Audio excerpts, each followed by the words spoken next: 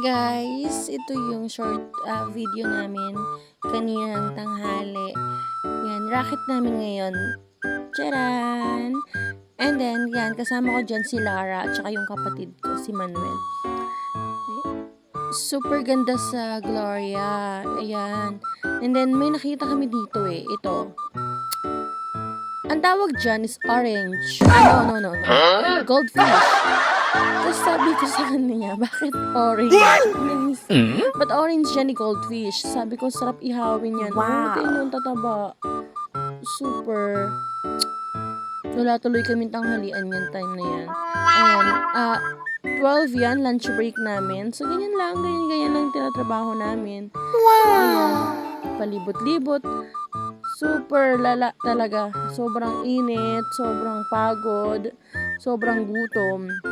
Tapos, may motor ka pero wala kang, oh my God, yung kapatid mo yung nakinabang ng motor mo, kami naglalakad. Super easy ng trabaho niya. Makikita niyo, ayan, tinitingnan ako ni Kuya kasi bakit daw ako nagsasalita. Ayan, tignan niyo ang kapatid ko. Say hi ka muna sa camera, baby.